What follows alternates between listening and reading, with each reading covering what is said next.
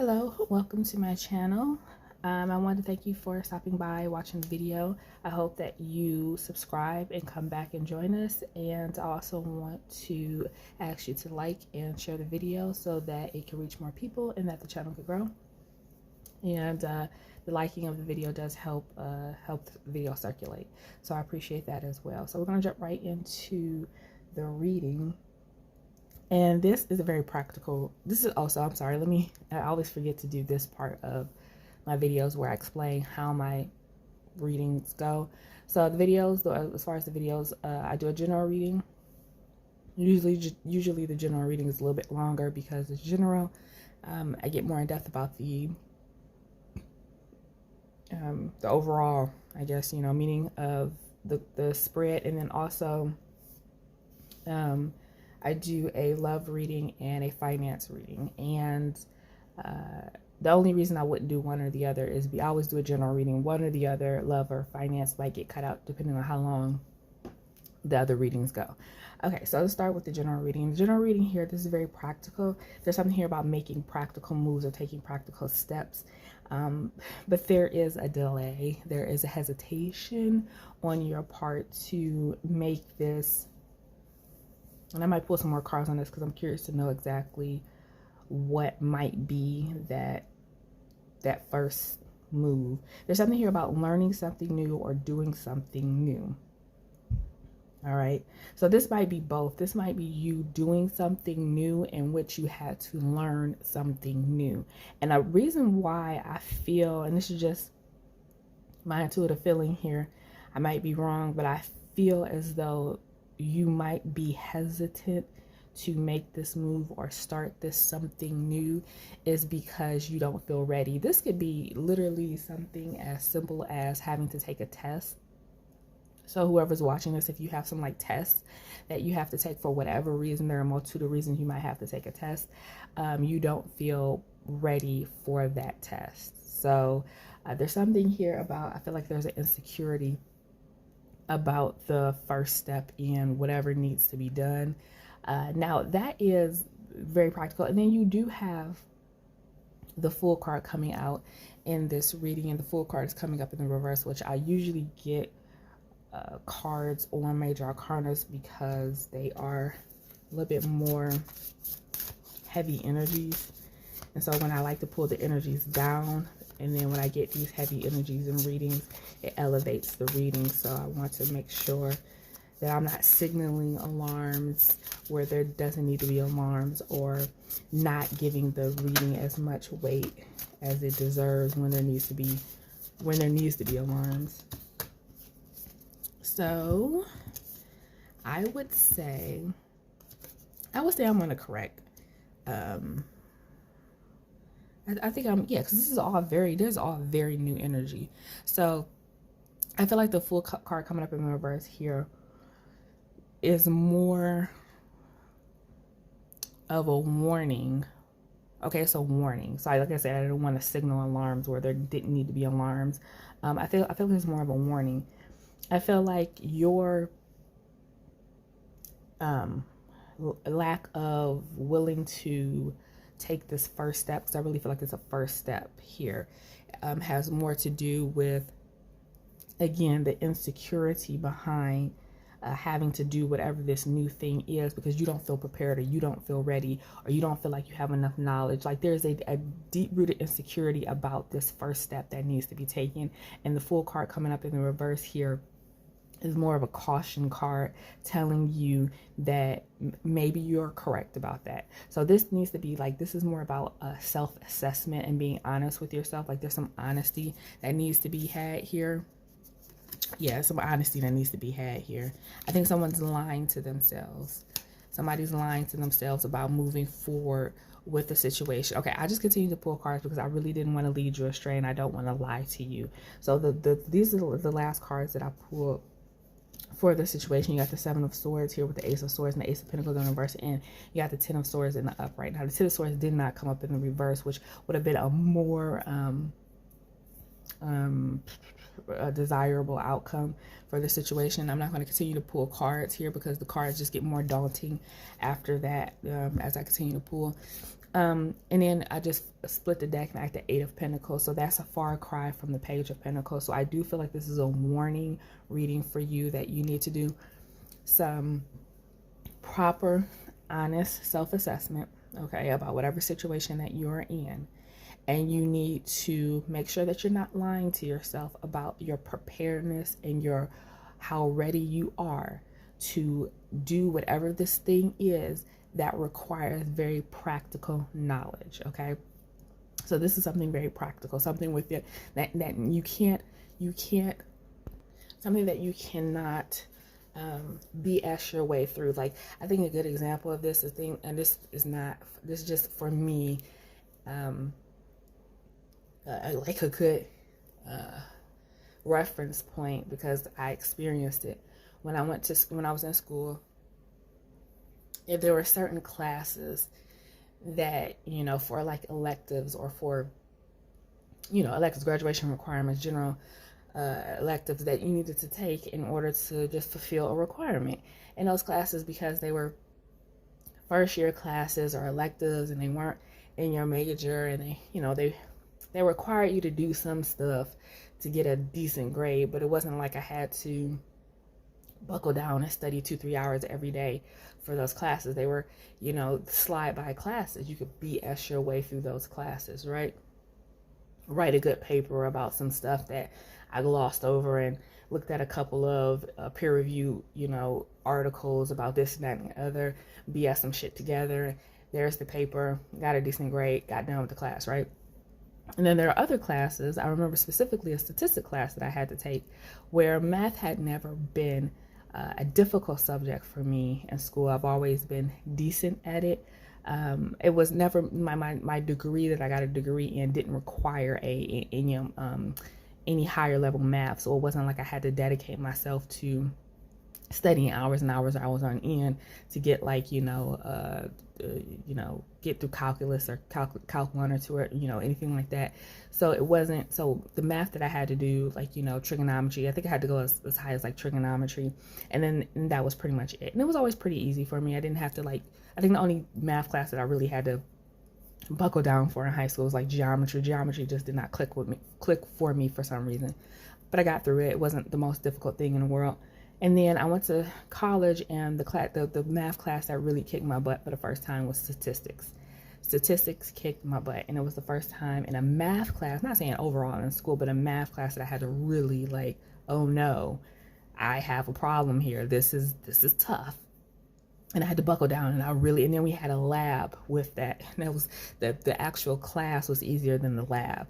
Everybody had a problem with the lab. I don't know what was going on with that lab, but the lab for statistics was atrociously hard. So I really had to buckle down. I think I ended up getting a B in the statistics class, but I think I managed to ink out a C, but I was on the borderline of a D for that lab. And I was so over it because you had to take the class and then you had to take a lab on top of it. And this was I already am having issues with the class. So I need to take a lab on top of it. So all of it was just a struggle. It was getting through the mud to get a decent grade in that statistics class. And I feel like it's something along the lines of this, because it's very practical, right? You can't BS your way through. I'm just going to write a paper, look at a couple of peer-reviewed statistics paper, write a paper, and they're no, it was very practical. It was something that I had to literally every step of the way.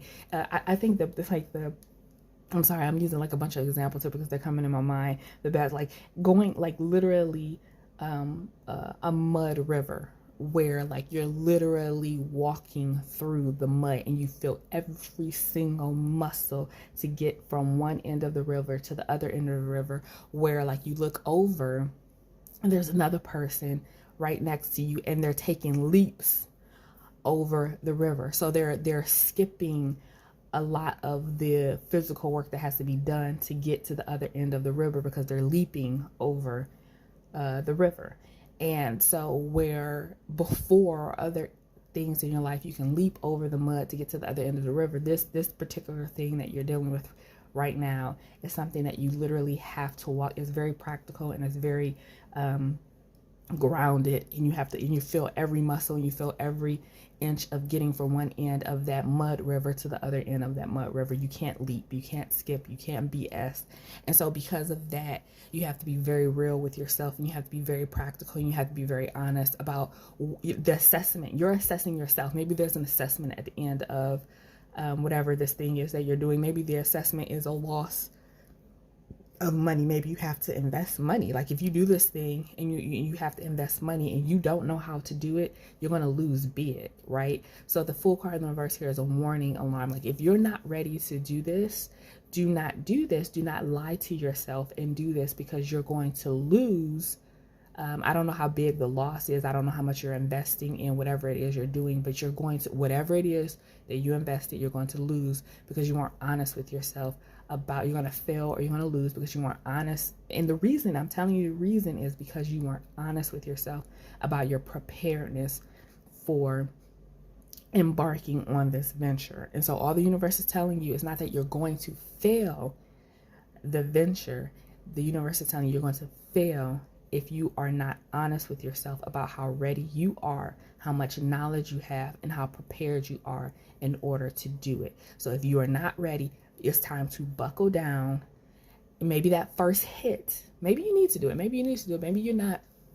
You know, like with me with my statistics class, like I went in there super confident, never had a problem with maths before, getting there, and that first class like hit me over the head. It was like a tiny little hit over the head. Like, oh no, girl, you're gonna have to study for this class. You're gonna have to buckle down and actually, really get down in it, And so it wasn't a hammer over my head. I didn't go through the whole class thinking, no, I'm fine, I'm okay, I'm great, it's cool, it's fine, I'll be fine for the test. We do that, right? You don't understand something, you don't really put the time and effort into it, and you fool yourself into thinking, no, you'll be fine, you'll BS your way through a test, And sometimes that works, and the other times you're like, oh my God, I really need to cram, right? I need to cram before this, and then you're like, no, I'll be fine, and then you fail, right?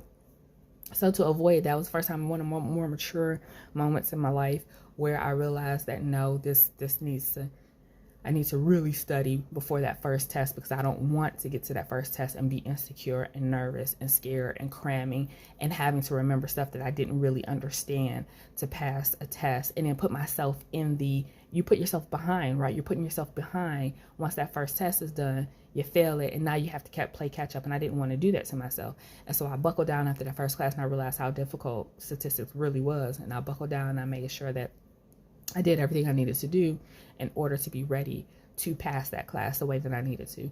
The lab was a little bit more shaky. I told you I was a little bit over it at that point because all the work that I had to do for the class, and then the lab came along and it was like, oh, but I did ink out a decent grade in that. So both lessons there for me, right?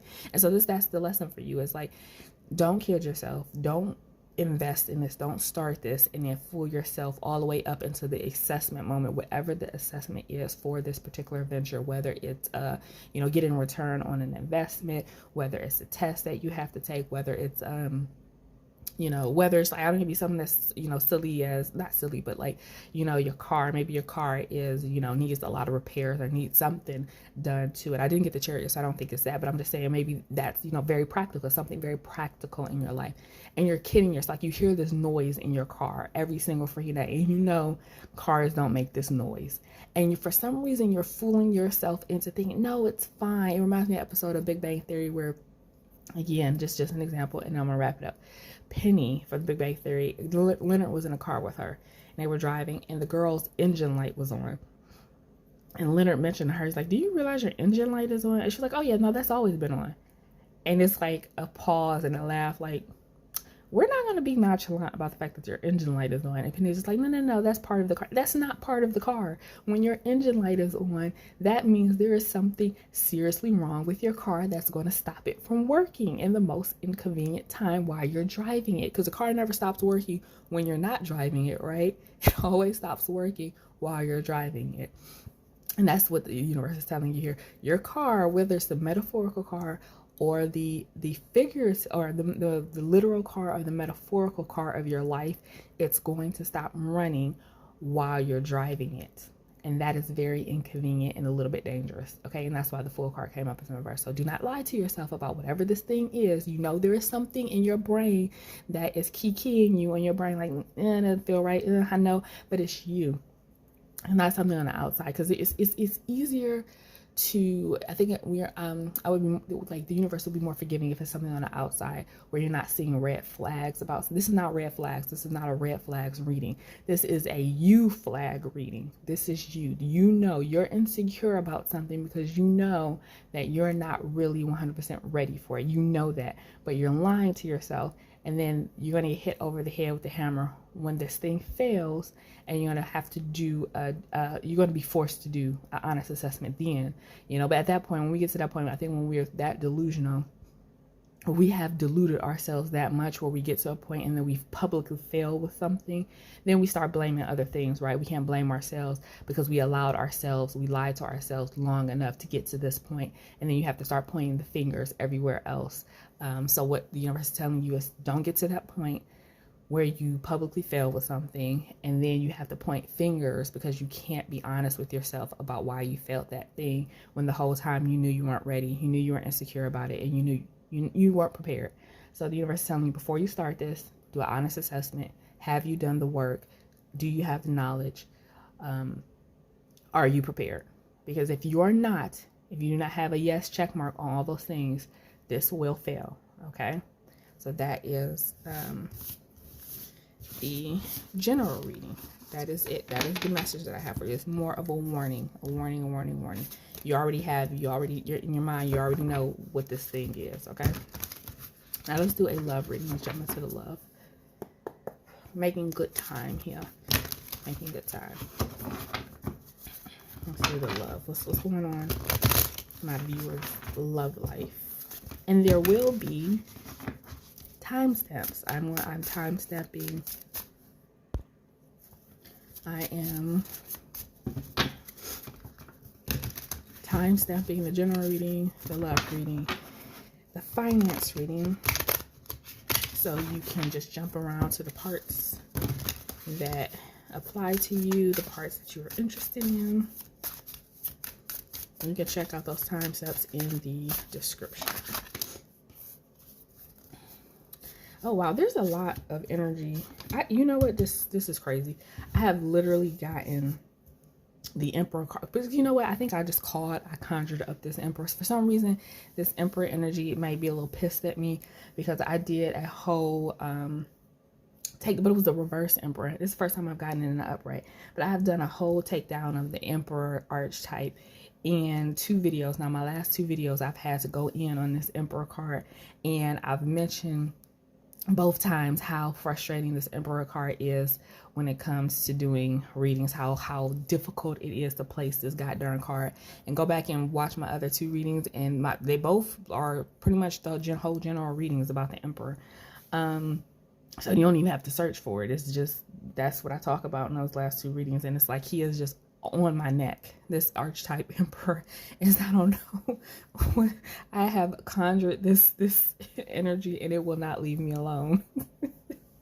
So you got the Emperor again, but this time I think I have talked about this Emperor. So whoever is watching me and you're dealing with this Emperor, or whoever this Emperor is coming up as this Emperor energy, and they are watching my readings, I see you, Emperor. I know who you are. I don't personally know you, but I know your energy is watching my videos because you are in, your energy is here, like it's here, and you got it together after the last, maybe I called you out enough because this is the first time you've come up in the upright. So I'm not going to get on my whole tangent about the Emperor. You can go back and watch my last 2 readings because I literally go in on the Emperor archetype. But there is, this is funny because I feel like, oh, this is funny. Okay, so I don't know if I have enough time for the finance reading, guys. I'm so sorry because this is going to be a heavy reading. It's 3 major arcana cards that came out. I know you're saying to get to it already. I've gotten to it the past 2 readings. This is so frustrating here. But so you have the Emperor. Okay, so we just want to do, we have to play games with the tarot again. So we're going to separate this Judgment card coming up in the reverse, and we got the Emperor and the Chariot in the upright. Okay, now what this Emperor is yelling at me about. He is yelling at me. He does not like the fact that I literally tore him apart the last 2 readings, and he wanted to show up again in a reading to tell me he is not what I have been saying he is in the past 2 readings. And yes, mister, yes, sir, you are. Now, the reason that he has come up in the upright is because he has corrected some behaviors. He has corrected some behaviors that I have been calling out for the past 2 readings, which is narcissistic, sociopathic, hurtful behaviors that he has been displaying for the past 2 readings. And he wants me to know that that is not who he is. That is not his character. There is something here about a masculine energy that my viewers who have been watching my videos have been dealing with, where they don't see the wrong in what they have been doing. And I said this 2 videos ago. This person doesn't see what they're doing as wrong. They don't have a connection, because in 2 videos ago where I mentioned how when this Emperor came up in the reverse, this was a person or somebody who only viewed their actions as the means justify the ends. And I think this is a continuation of this, because this Emperor has been haunting me for 3 readings now. And this person that you're dealing with does not see their actions. They feel embarrassed. They felt embarrassed, and they felt misjudged. And that's why the Judgment card is coming up in the reverse. This person feels misjudged. So I don't know if my readers took some of my advice and cut this person off, or maybe you had it out with this. I don't know what you did, or this person was watching my videos, but they want me to know that they felt misjudged, that they didn't have any ill intentions towards my viewers. They didn't have ill intentions, but the way that they went about getting the things that they want, however they felt they needed to get them, they felt justified in it. And my point that I was making throughout the videos that I recorded was telling this energy, this masculine energy, that they needed to heal whatever needed to be healed within them, because whatever was not healed was causing them to behave in a way that was ungentlemanly, is how I put it. And they felt like that was okay. The things that they did were okay because it would get to the end goal. And I feel like they felt whatever that end goal was would benefit my viewers and them. So I don't know what that end goal was. I don't even know if I want to pull cards to figure out what that end goal was, to see what this Emperor wanted. What was the it's a tarot reading, right? We might as well. What was the end goal for this Emperor? What was he trying to do that was so important? He needed to lie and cheat and steal and manipulate. Yes, he was trying to manipulate somebody's emotions. He was literally, in the way that this, I'm going to tell you because this is super specific. So if this resonates, one of those videos, if it resonates, it resonates. If it doesn't, it doesn't. But this person used ghosting tactics to manipulate you. That's what they do. So if they don't get their way, or if they don't get their way, or if the situation or relationship isn't going the way that they want, they'll ghost you. You know, they'll stop talking to you. This gives the feeling, and I don't necessarily know that the person I'm about to mention did the things that he did on purpose. I think that was just who he was as a person. And Carrie couldn't let go, like Sex in the City. If you're familiar with Sex in the City and the story of Carrie and Mr. Big. Mr. Big was definitely an emperor archetype, and Carrie chased after him the end. Like, she just couldn't let that man go. And they eventually got married, and he eventually screwed her over in the marriage as well, because that's what he had been doing that entire relationship, because that's not really the woman that he wanted. That's just the one that stuck around through all his BS, right? And I know all the, like, Sex in the City, like, you know, comments, like, if you're a Sex in the City fan and you don't understand that Carrie was not the one for Mr. Big, or Mr. Big was not the one for Carrie, and Mr. Big really didn't care. He was attached to her. He had love for her because they dealt with each other for how long, but she definitely should have never left Aiden for no dang on Mr. Big. But that's a whole nother conversation for another day. But this Mr. Big did that. He got what he wanted from her, and he ghosted her, and he dated other women, and he never made her a priority, you know. And it just kept her on a hamster wheel until he eventually married her. Like, I think he, like, even the day of the wedding was kind of crappy. Wouldn't he, like, being crappy on the day of the wedding? And then eventually, then they break up because he's crappy. He's always been crappy to her. But it was just kept her on a hamster wheel forever. And that's, you know, the story of the past 2 readings, is getting off the hamster wheel for this person, because this person really is not ready to be the gentleman that you need in your life. And they don't see it that way. They just don't see it that way. They see it as, this is the way to get this person to behave the way that I want them to behave. I'm the prize. So they're not it's like, it's a really kind of weird sort of energy that certain masculine energies have when they put themselves on a pedestal, because the world puts them on a pedestal, right? And I'm not saying that you shouldn't value yourself. And I think that is the difference between the masculine ego, understanding.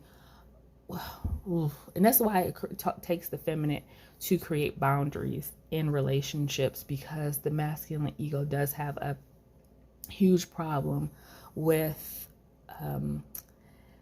there is a fine line between arrogance and confidence, valuing yourself and mistreating other people, right? If you value yourself so much that you mistreat other people because you feel like you are such a prize that they have to put themselves through the mud, we're going back to the mud, in order to get you, then that, first off, the biggest problem here, I'm going to talk to this masculine, is that you are not dating people that are on your level.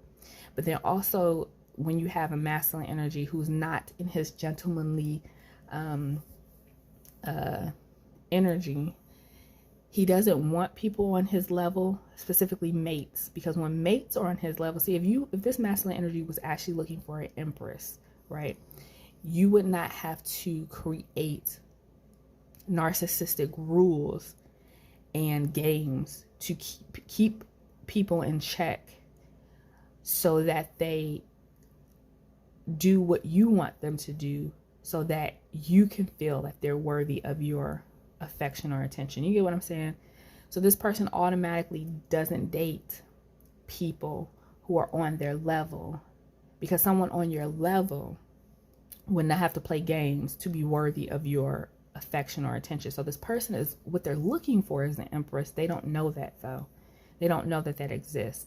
And I don't really know that this person understands that in order to be ready for an empress, you have to let go of all those narcissistic games that you play, because the empress is not going to play those games with you, because they're already on your level. So you don't have to have them. It's like an Olympic game. I'm getting an Olympic games where somebody is the gold medal. This emperor feels like he's the gold medal, right? And then everybody is competing to win his gold medal, right? But what they're not understanding is that's not life and that's not love. If you are at the emperor status and you are truly in the upright and you truly understand your worth and your value, what you're looking for is an empress, and that takes patience. And if this emperor does not have that patience, what they do is they consistently date people who are not ready or on their level, for not 3D reasons, for 5D reasons. That means they're not mature enough.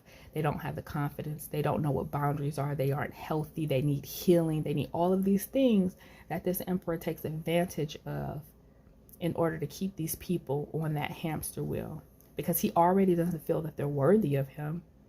So they have to run through the mud in order to constantly prove that that this emperor should give them a chance. You need to give me a shot, And so the emperor's like, oh, do I? Well, prove it. And so he's constantly making people who are already not on his level consistently prove that and it's just constant competition. In his mind, he thinks that's okay, because these people are already worthy of him, because he's not patient enough to wait for his empress who is worthy of him. And when he meets that empress, no games need to be played, because she's already on that level. And so that's what I'm thinking that this person is.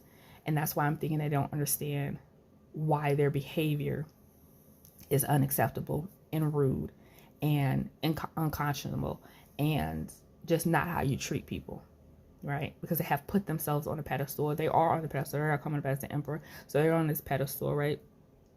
And because of that pedestal that they see themselves on, everything is beneath them, okay? And so they already are showing up in the wrong mindset. But that is like the masculine ego. And that's why the masculine ego needs a lot of a lot of growth, because they can tend to sometimes to see the world that's below them as something that needs to be controlled. And that's why you have the Chariot here, controlled. And sometimes when they're in that reverse energy, the way that they go about controlling it is through manipulation and narcissistic tactics. So this person's not understanding why the last two readings that I've done about them have been so harsh, because they're not getting it.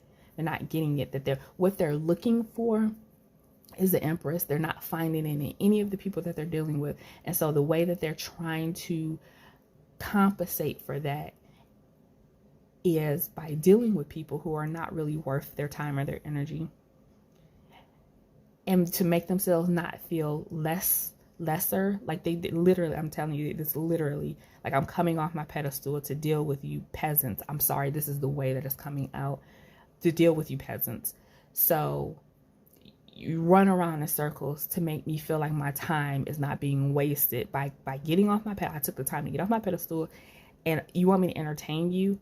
Prove to me that I should be entertaining you. It's like court gestures. It's like the king on his throne, and then the people that want his attention, my subjects, they want my attention, but it's like, you have to, like, what is your request of me? Okay, now why should I, why should I serve you? Like, I'm the king. What are you going to do for me type energy? You know what I'm getting at? What are you going to do for me type energy, just to get my attention? Just to get my attention, what are you going to do for me? That's the kind of energy I'm getting from this person. This person is not understanding why that behavior, why that attitude is unacceptable. And I really feel like this person isn't going to get it. It's not going to click for them until they do meet their Empress, and that person, their counterpart, shows them what they've been missing and what they've been lacking. And it's going to be that situation where this typical story of a man meets a woman who really blows him out of the waters, and he can't believe that, like, who is this person? Like, who is his counterpart? And it's the first time that he feels like he has to impress someone in order to be with them, or behave in a gentlemanly manner in order to be with them. Like, he's looking for a counterpart, and he doesn't even know what that counterpart is. And that's why he's behaving in a very ungentlemanly manner towards everybody that he entertains. So I hope that makes sense. I'm going to pull a little bit more on this person, because this person really wanted to show up in this love reading.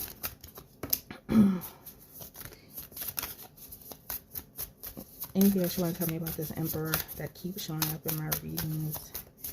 Anything else? Yeah, he's looking for somebody he can build with. Yep, he sure is. And he is definitely not finding it. He's not finding it. And in the process of him not finding it, I'm telling you, this person needs to be alone. I'm not going to do a finance reading, because this is definitely all about this Emperor. This person needs to be alone. They're not finding what they're looking for. And it's, like I said, causing him to be bitter and upset and feel like all these people are not worth him or his attention. And so he treats them badly. He treats the people that he is with bad, because he doesn't feel like they're worth him. And then it doesn't work out. He feels like he's wasted his time. It makes him feel slightly unworthy, because like, oh, why did I even deal with that, right?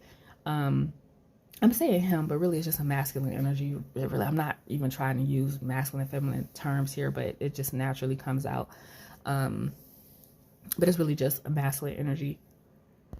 It makes him feel bitter. It's like, when you sleep with someone because you just need that fix. I'm sorry, this is how it's coming out, and this is a very masculine way of look. I'm tapping into this masculine big time, guys. I am. And if you're a male, it's not going to seem unfamiliar to you, the thought process and the feelings. If you're feminine energy who is not well tapped into masculine energies, and really it's like jarring to know how different masculine energies view love, relationships, and sex, then it might be jarring to you, and I'm sorry. But this is me tapping into this masculine energy. But do you know when you sleep with someone because you just need a fix, and you have it's like you would never enter, it's like going out to a bar or something and picking somebody up because you haven't, had sex in like 7 weeks or something like that, and you just need a fix, and you wake up in the morning, you feel disgusting about yourself, but it's something you just needed. And so it's like that energy of, I feel disgusted with myself that I even deal with these people, because I know they're not on my level. I know it's not what I'm looking for. I know it's not what I want, and I know it's not what I deserve, but I can't find the thing that I deserve, so I deal with this. And so this person in order to hold on to their own self-worth, because they know they're better than what they entertain romantically, they treat other people really shitty, right? And that's the only way that they can hold on to their self-worth, because they know these people aren't, like, I know this isn't wife material over here. I know this person isn't wife material, but what else is there? What else is there for me to do? Be single and celibate? I don't want to do that. But in all honesty, if this person wants to, because it's like a pendulum right now, and they're swinging from one extreme to the next, and their behavior is erratic, and it is, like I said, the best way I can say it is ungentlemanly, and it is showing sociopathic, behaviors where you don't care about the way that you treat people, and you are treating them really shitty, where if somebody is not worth you, if they're not what you want, don't entertain them. Do not entertain someone and treat them shitty because you don't feel like they're worth your time, but there's nothing else for you to do, and so you entertain it. You don't want it, and so you treat it badly. That's just, you're just gonna have to accept that you're going to have to be single, go into hermit mode, figure yourself out, figure out what you want, and then either wait for the universe, the divine, God, whoever you believe in, higher power. If you don't believe in higher power, just serendipity for that Empress to step into your life, or you continue to behave in an ungentlemanly manner and people continue to call you out for it. So that's really the only two options right here now, because I'm not seeing an Empress step into the picture anytime soon for this person. I'm seeing a lot of queens that you end up like hooking up with. Like, look, I'm not even joking. Like, the Knight of Wands, the Ace of Emotions in reverse. This is somebody wasting a Queen of Swords, another female coming into your life. So in the very near future for this Emperor, another queen who's not an Empress, who's somebody that he doesn't really want to entertain as the Emperor. He's looking for his Empress and he doesn't even know it. And so he's entertaining a lot of queens, and there's nothing wrong with being a queen. It's just not when you're dealing with an Emperor. And so yeah, this person is just going to have to realize that they don't want to put the work in anymore. 8 of Pentacles, 7 of Cups. They don't even want options. This person doesn't want options anymore. They don't. They're looking for their sun. They're looking for their happiness. They're looking to get out of the rat race of dating. This person doesn't want to date anymore. 8 of Cups. Just so I'm not seeing an Empress step into the picture anytime soon. The Fool in reverse, risky behavior, sleeping around, and unprotected, having casual sex. Don't want to do that no more. Death card. Those days are coming to an end for this person. This person has elevated. They have, and like I said, their behavior before is because they weren't understanding themselves or why they were behaving the way that they behave. The Moon card, not being honest with themselves.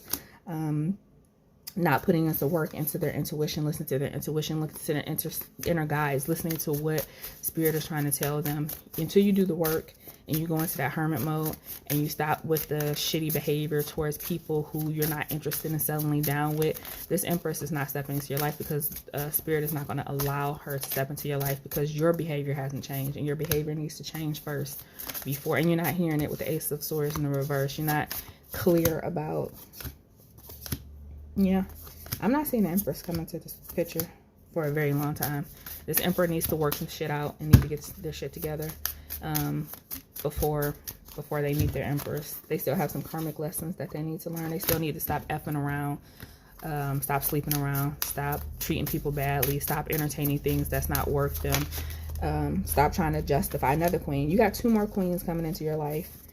Okay, the Queen of Pentacles, the Queen of Cups, and the Hangman. That's it. Every single time you see, if you see, I'm gonna pull all the cards. You're gonna see me pull all the cards here, going on 40 freaking minutes. And every single time you see a queen come out, there we go. Got the Empress. You got 2 more queens. How many more queens you got? Here we go, baby. Look at that.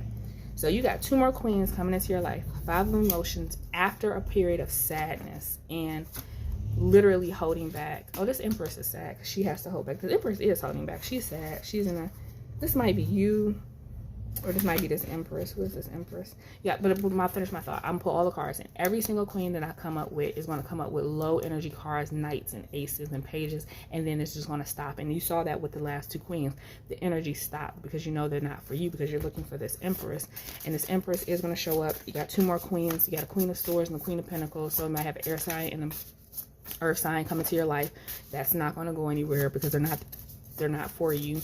And you're not going to play games with those people. You're just going to realize, you're finally going to get to the point where you realize that it's just not for me. There's nothing wrong with these people, because you convinced yourself that there was something wrong with the people that you were dealing with and the and the reason why you had to treat them the way you treated them, because something was wrong with them and you needed to correct it. Like, I need to correct their behavior. I need to guide them, to change them. It's like a man, when he meets a woman, he feels like he has to change her to be what he wants her to be, because he can't find the thing that he's looking for.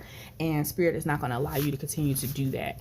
It's definitely not going to allow you to be in that type of energy and behavior and meet a woman who is solid in who she is as a person, who knows who she is, who is mature and ready for an emperor. Because when an emperor meets an empress, he doesn't have to change her. She is his perfect counterpart. But if you are still in that mindset that you have to change a feminine energy to be what you want, or mold her to be what you want her to be, she has to talk and walk and act the way you want her to be, Spirit is like, no, we cutting this BS out.